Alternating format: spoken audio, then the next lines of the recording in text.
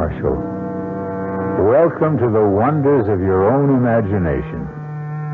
For although I am about to tell you a horror story, it is really your imagination that will bring it to life for you. I shouldn't even say I will tell it, for it's really the story of Edward Somerset, as recounted in his private journal dated London, 1874. A truly harrowing account of what took place at Moorland Manor. Our mystery drama of The Headstrong Corpse was written especially for the Mystery Theater by George Lothar and stars Suzanne Grossman and Gordon Gould.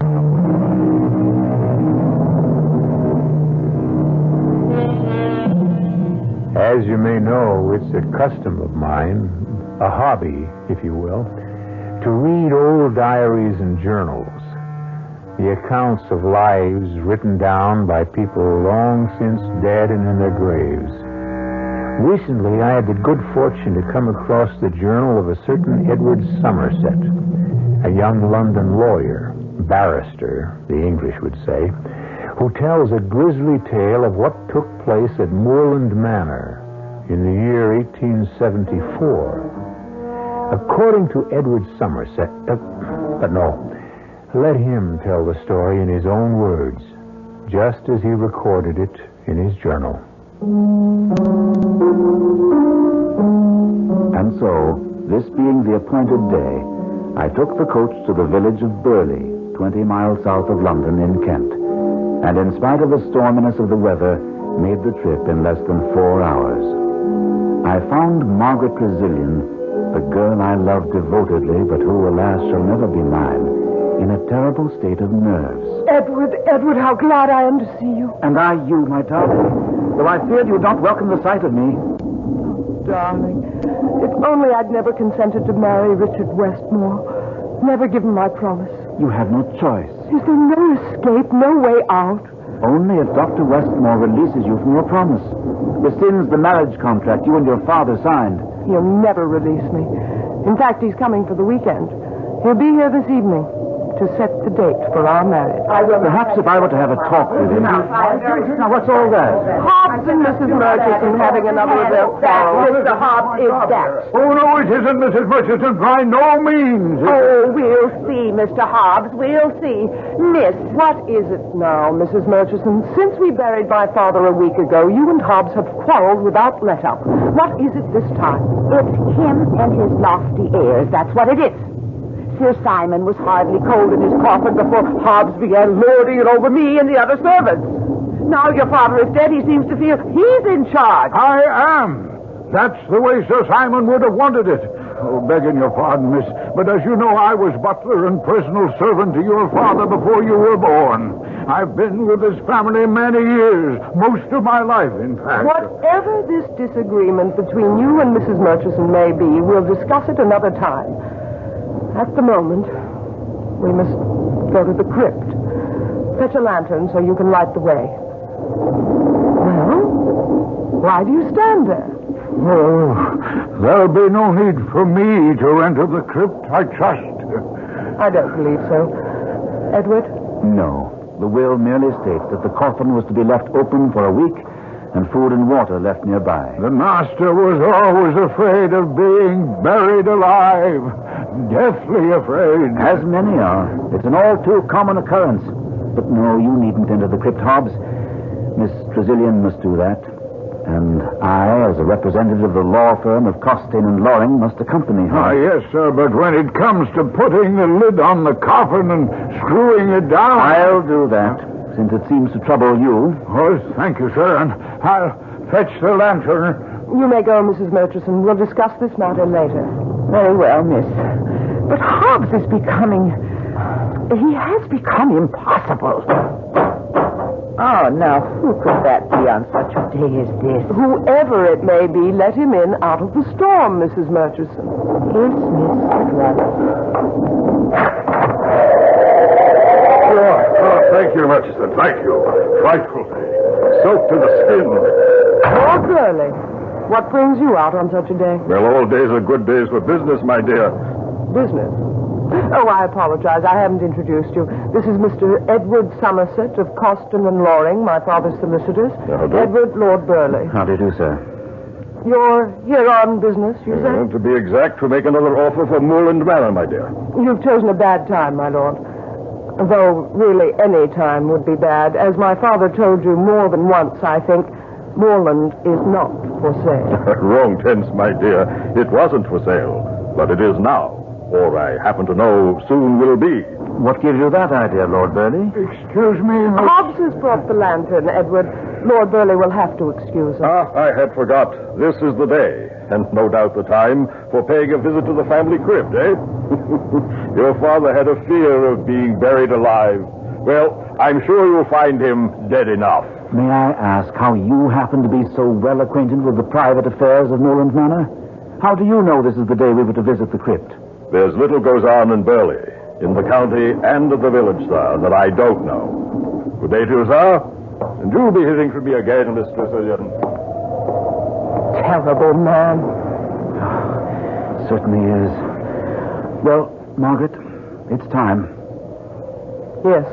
Hobbs, lead the way.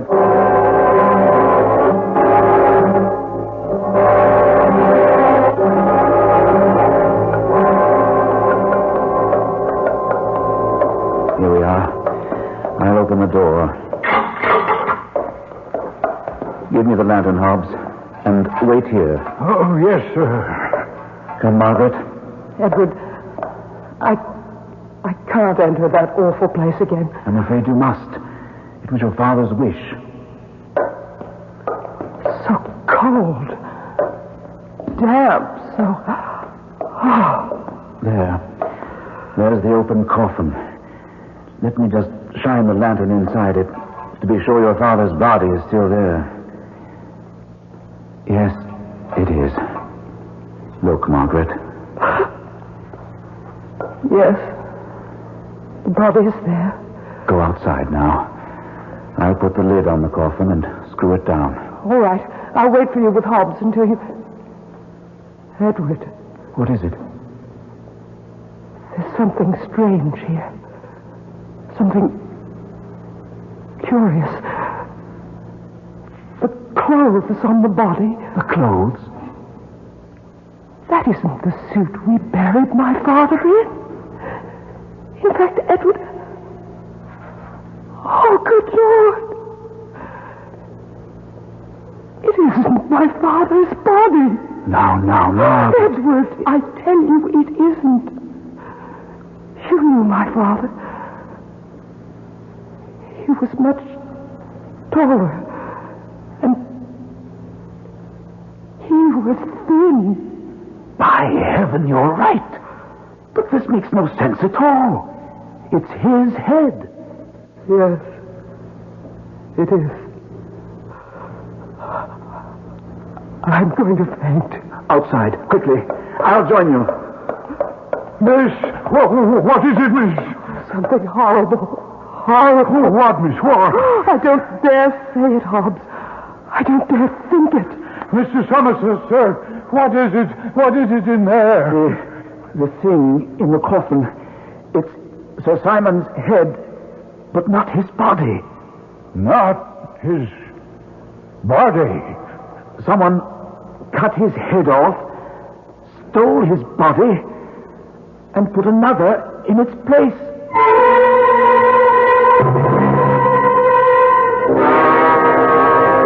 Incredible. Utterly incredible, Somerset.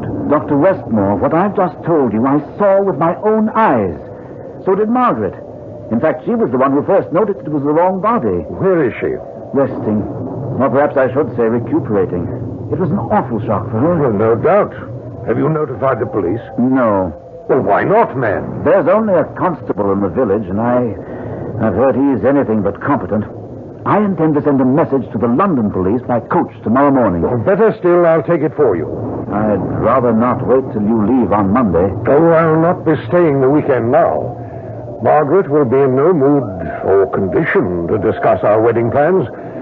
And as a surgeon at London Hospital, I have much to do. No point wasting my time here. You don't exactly sound like a man in love, Dr. Westmore. In love? With Margaret, of course. But I'm not. Nor is she with me. It's all purely a financial arrangement, you understand. Well, no, I didn't quite. Oh, but of course. An arrangement I made with Sir Simon. He was a very ill man for nearly a decade. He sought my rather special services, if I may say so.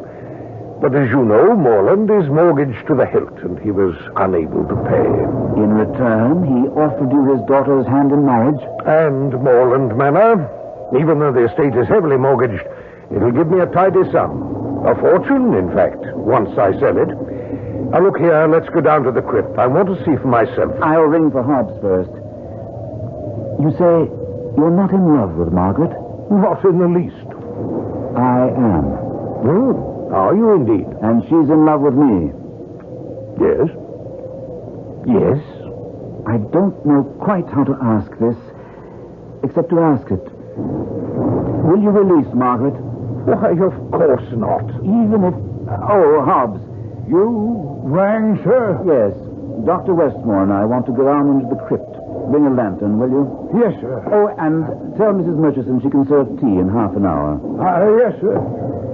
As I was saying, Doctor, even if Margaret signed over all right to Morland to you... Why should I bargain for what will be mine once we marry? And if she refuses to marry you? Well, she won't. Margaret is a woman of honor. What do you know of honor, Dr. Westmore? Now, if you mean to insult me, Somerset... I mean to give you the truth. I've had you investigated, Doctor. Quietly, but thoroughly. I happen to know that you have twice been brought before the Royal College of Surgeons on charges of conduct unbecoming a physician. Charges which could not be proved for lack of evidence. I was not guilty. That you are presently under investigation by the same College of Surgeons who this time do have the evidence to revoke your license. And will, Dr. Westmore, because you are considered unworthy of the name doctor and will be barred from medical practice. You have been thorough, Somerset. Perhaps, under the circumstances, you'd prefer I went down the crypt without your company. I'd better go with you, since one of the charges against you is that of body snatching.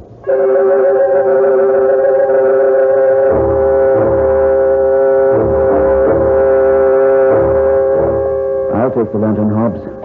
You wait here. Oh, thank you, sir. Oh, and you told Mrs. Murchison about tea. Well, I'm sorry, sir, but I couldn't find her about. What do you mean? She must be somewhere in the house. No, sir.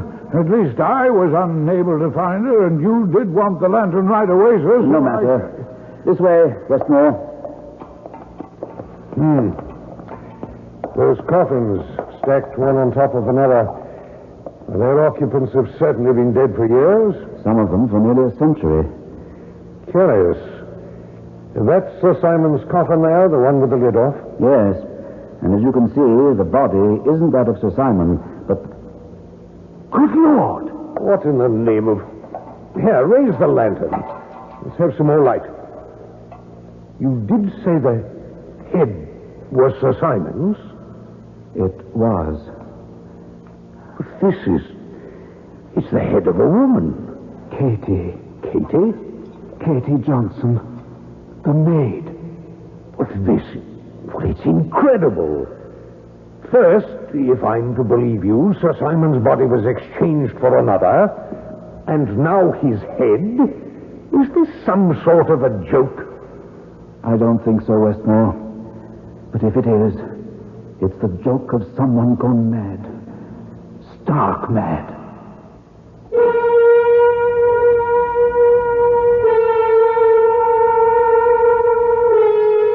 A baffling mystery, wouldn't you say? You might even call it heady. Sorry, I couldn't resist that. Edward Somerset's daily journal, recording what took place later on, is even more baffling. And I'm afraid more ghastly. Most of this strange story, the body of it... There I go again. All I meant to say was, there's more to come.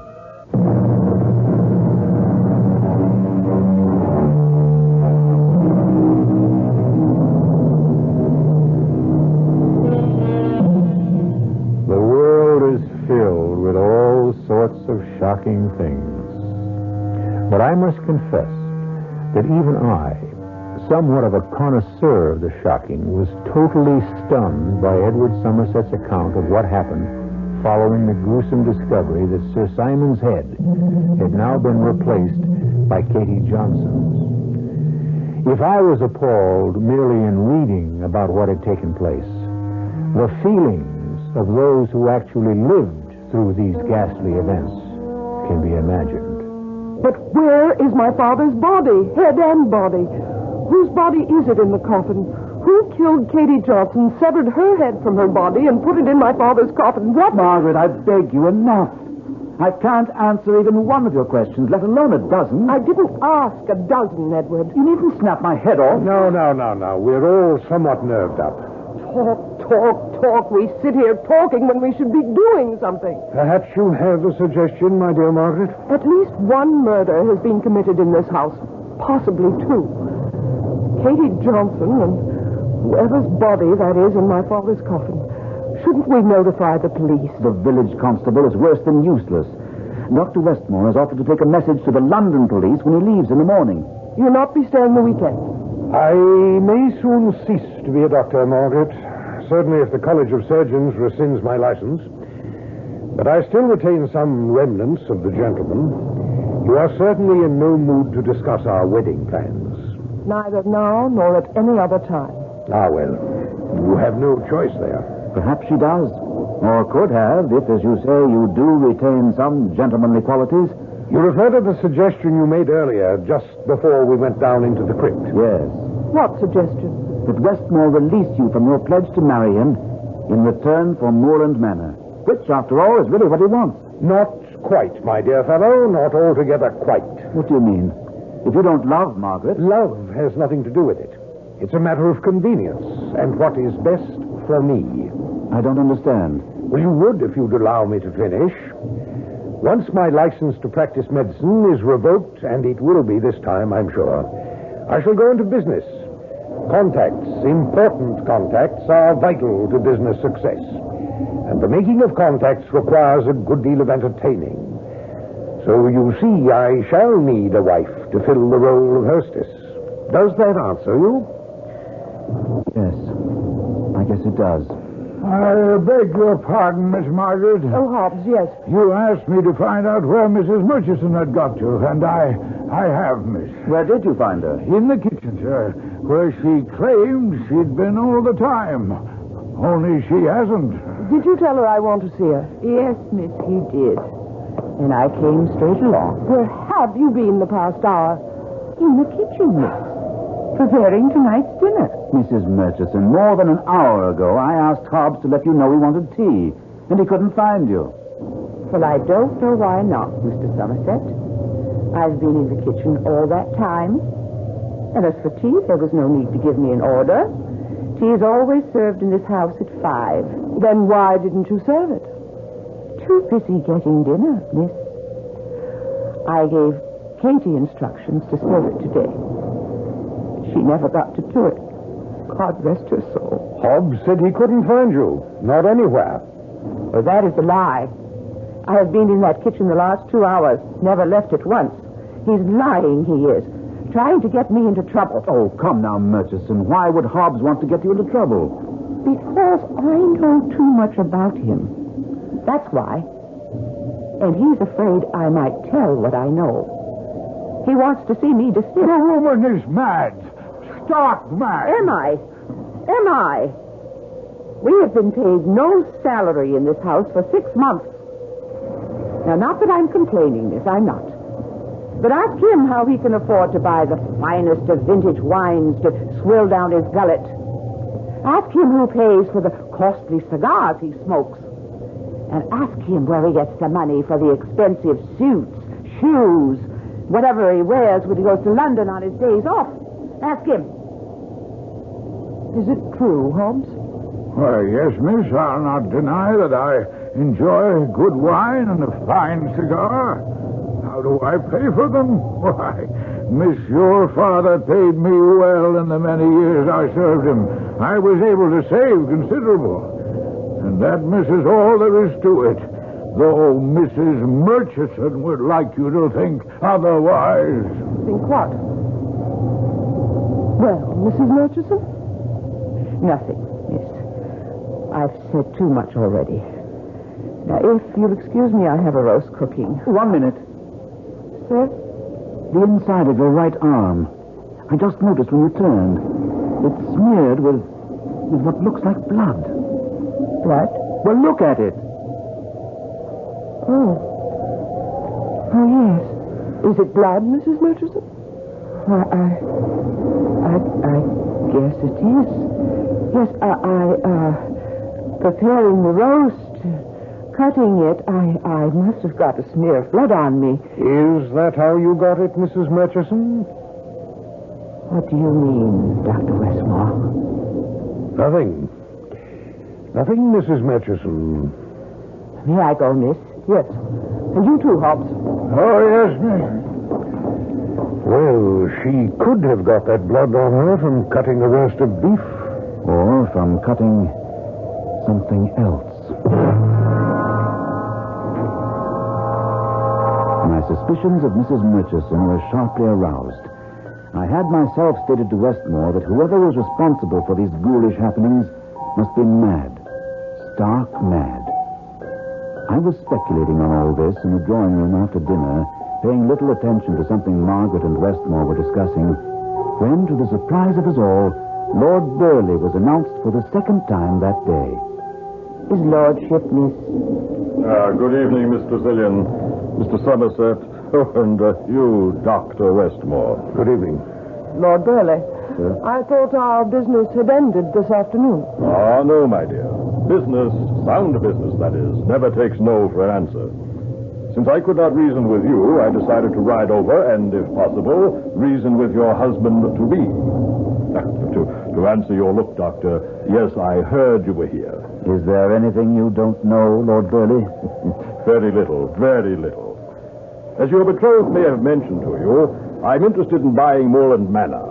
She didn't mention it, no. Ah, yes. Well, I am prepared to make you, all things considered, a quite decent offer, Doctor, once you come into possession through marriage, of course. Would you be interested? I would, indeed. Why do you want Moorland, my lord? Well, it adjoins my own estate. The 780 acres of moorland would be a welcome addition. I should think so, yes. What are you prepared to offer? £1 per acre, 780 pounds. That isn't an offer, Lord Burleigh. It's an insult. Not at all, not at all. If you look at it in the right light, Doctor, all things considered, as I said, it's really something of a compliment. As attorney for the estate, I can assure you it's worth a very great deal more than 780 pounds. Oh, can you, Mr. Somerset? Can you indeed? In your position, you must also be aware that the estate is impoverished. Yes, but that taxes are now a year in arrears. Yes, still. I know. You entertain the hope, the forlorn hope, Mr. Somerset, that through proper management, through improved land production, you might salvage the estate. I would hope that Dr. Westmore would, when he becomes owner. Well, hasn't he told you he means to sell more land within a month, perhaps less? You'd be willing to settle for shillings. What do you mean by that? I mean, quite simply, my dear, that there would be no one here to run the place for you. No servants, no farmers, no stable help, no one. Why not? Because the strange things taking place here, I refer to the occurrences in the family vault, are already known in the village, and the people are frightened. Within a few days, they will shun Moorland Manor as if it contained bubonic plague. This is impossible.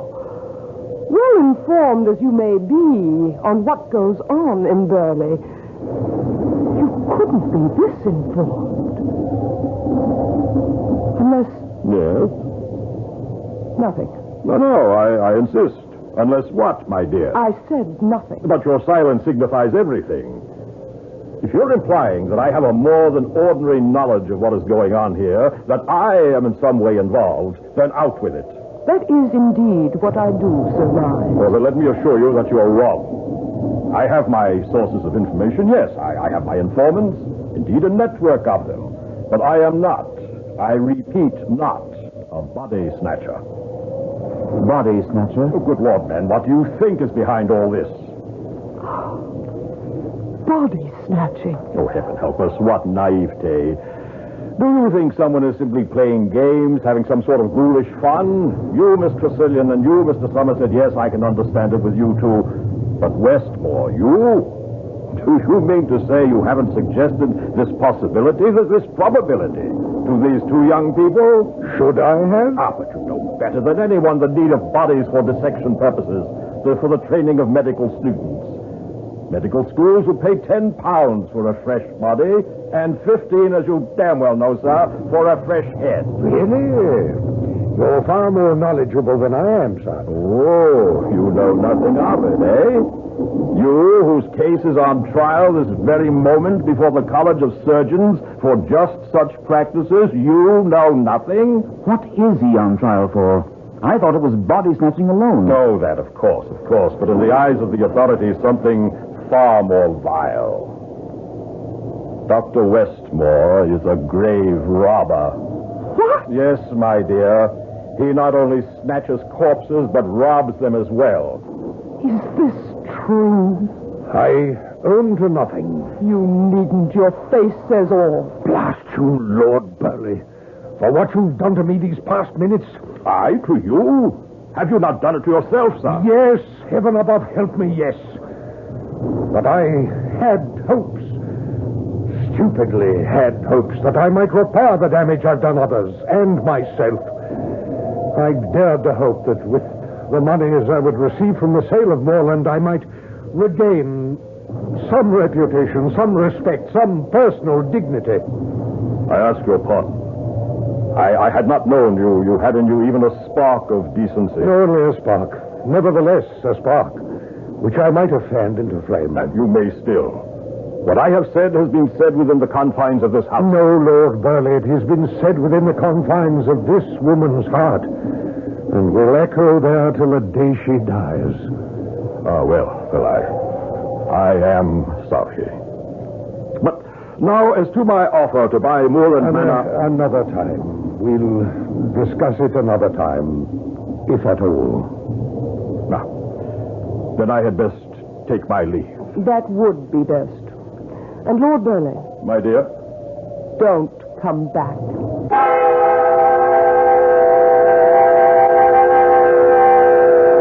The revelation of another side to Dr. Westmore's character, a good side, came as a surprise to both myself and Margaret.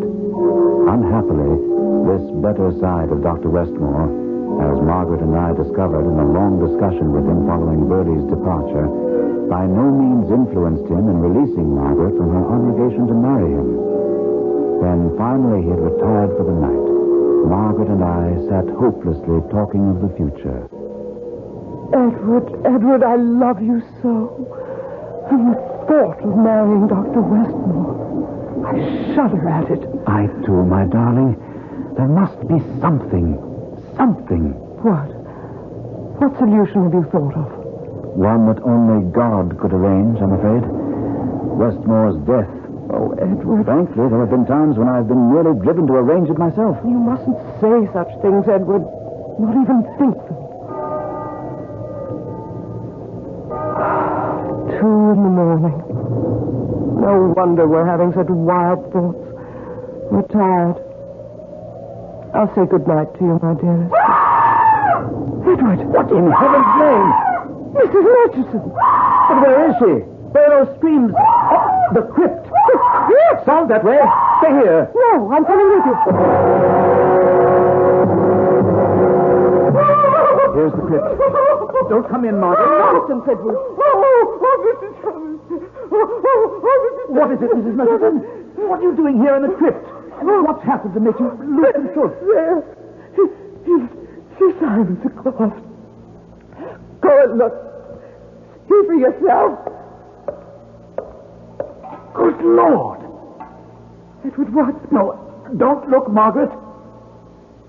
I must.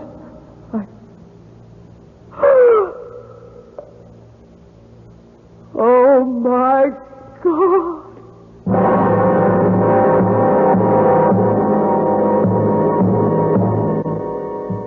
When I came to that part of Edward Somerset's journal, I could hardly wait to turn the page, to find out what new horror had taken place in the crypt. And a horror it was. A shocking horror, as you'll discover.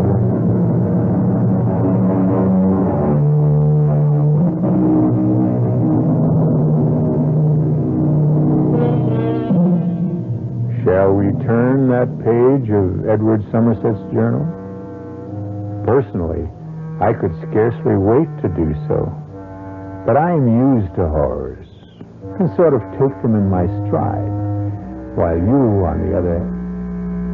You insist? Very well, then.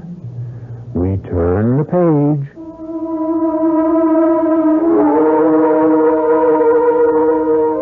Margaret, for all her delicate beauty, is a strong woman, a woman of courage. But as she looked into her father's coffin, and the words...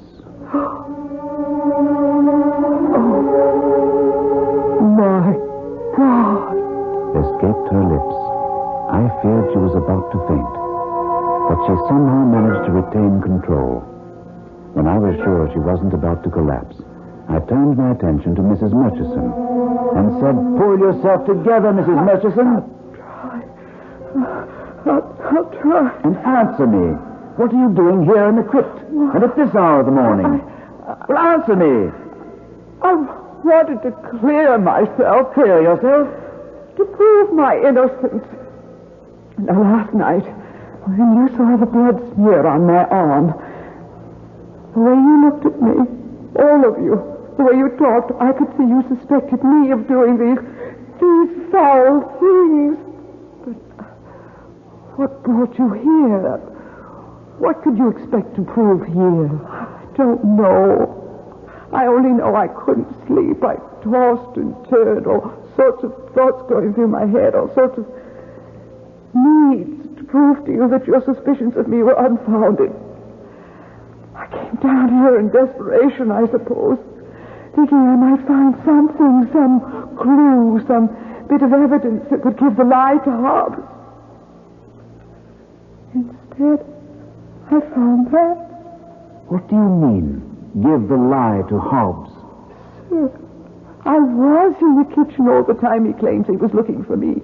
The time when poor Katie was murdered. Oh, and see, that blood on my arm was from cutting the roast beef, from nothing else. So you say. You don't believe me still. Why should I? We find you here in the crypt under very curious circumstances, and you expect us to believe your not very convincing story? It's the truth. I swear to you, sir, you miss. It's true. That's to be seen. The question now is, what's to be done? Edward, the police must be notified as soon as possible. Yes. Dr. Westmore was going to take a message to London tomorrow morning. Well, someone else will have to do it now. Edward. Yes? Are we dealing with a madman? I'd say what's in that coffin answers your question, Margaret. If we had found Dr. Westmore's head, just the head, I might still have some doubts. But not anymore.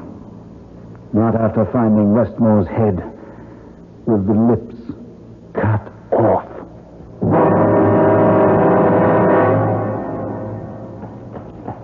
Terrible. Terrible what happened to Dr. Westmore. Yes. Will you be long in London, sir? Only overnight. I'll return in the morning with, I hope, some member of the police force who can get to the bottom of what's going on at Moorland. Strange. First was Simon's body taken, but his head left in the coffin. Then his head gone and Katie's... Oh, the poor girl. Her head put in its place. And now Dr. Westmore's head in place of Katie's and the lips cut off. Was horrible. Very. Have you any idea, sir, as to what's behind this? I have my suspicions, Hobbs. But that's all they are. Suspicions. Well, now, you'll be sure to return on the morning coach, and so I'll be there to meet you. Yes. Depend on me. And there now, you see, The village just below us in the valley. I told you we'd be in plenty of time.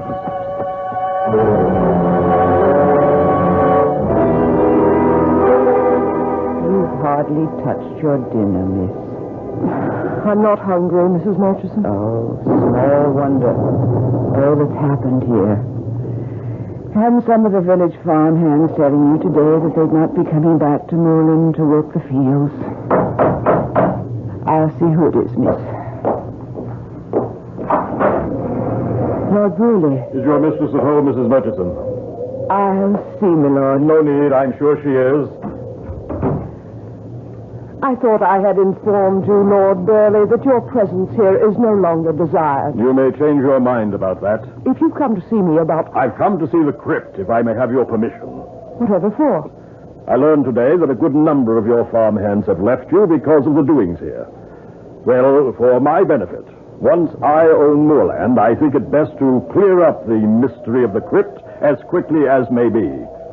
You think you can? I know I can. Because, you see, I know, on good authority, the reason behind what's been going on. Is it body snatching? Yes. So, in any case, I am informed. But I wish to see for myself before taking action. I have your permission? Very well. Well, come along, then.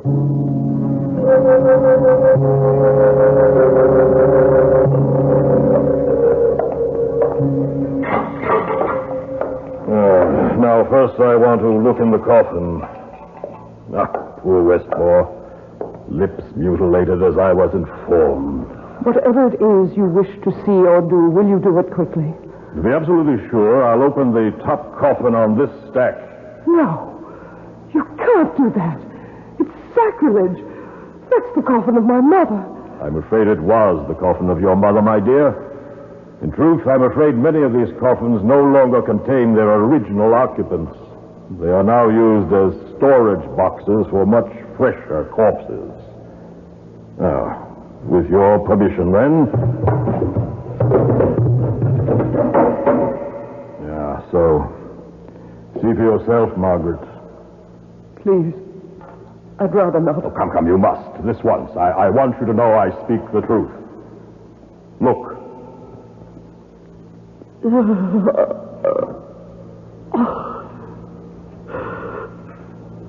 why? If bodies are in such demand, why store them away? Why not sell them at once? Oh, my dear, you are as devoid of business sense as your father. In business, there is an inexorable law known as the law of supply and demand. When supply exceeds demand, prices fall, and vice versa. There is more demand for corpses at some times than at others, more demand for heads at certain times. At the moment, medical schools are in need of heads. Why? I haven't the vaguest idea. My informant didn't know. I do. What? Hobbs, what are you doing here? No need to answer that, Hobbs. That butcher knife in your hand is answer enough. Answer enough for you! Damn your rotten soul!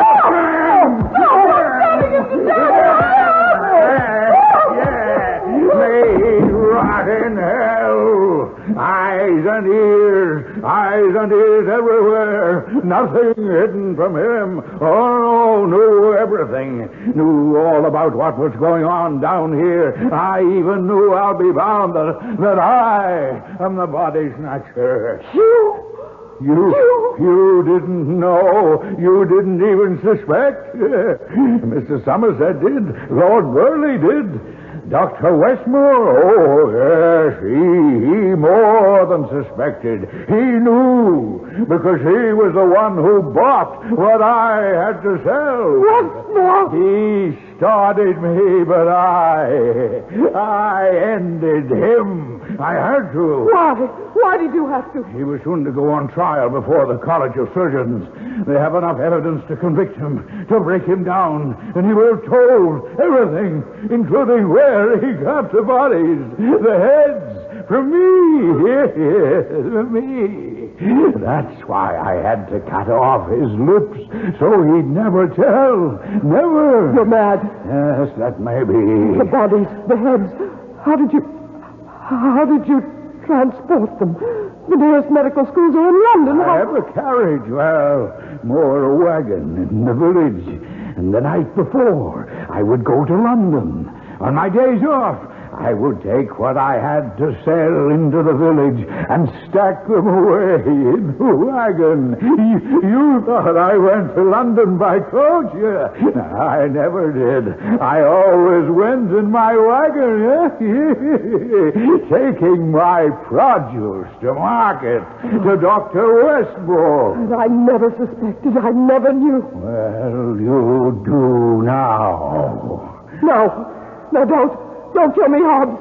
Please, don't kill me. I must. And cut off your lips so you can't ever say. No, please. I'll be quick. It won't hurt. Oh, yes. I've become very... Mr. Somerset, you came back. I never went. But Hobbs will never know that now. Oh, Edward. Oh, darling. He was the body snatcher, and he... I know, dearest. I heard everything he said. But I knew the whole story before I came back from the village. You didn't go to London? I never intended to.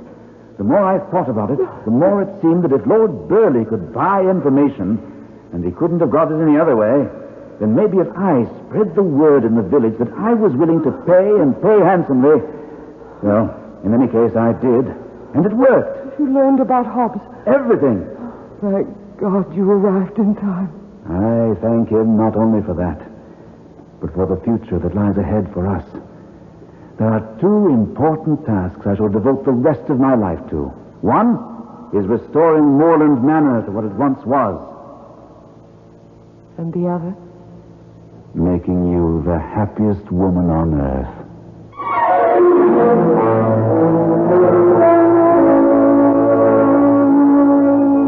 And so ended, happily, the strange and horrifying events at Moorland Manor. Edward Somerset continued his journal for many years, and I'm glad to be able to tell you that he did restore Moorland Manor to its former splendor. And he must have made Margaret at least one of the happiest women on earth, if 9 children mean anything.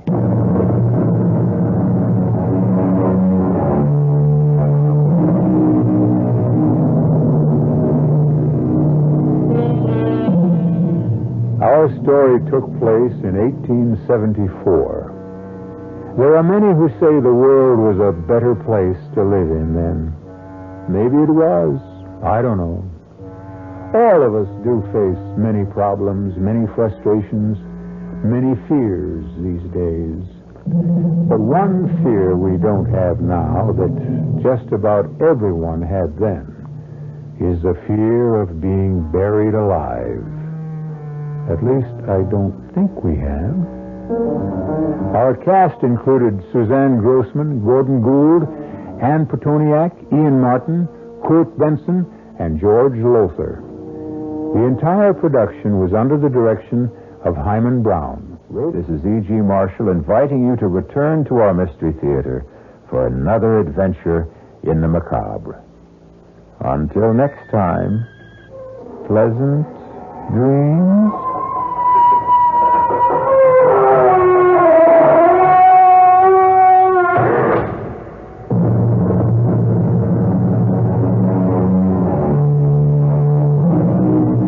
The preceding Mystery Theater program was furnished by the CBS Radio Network.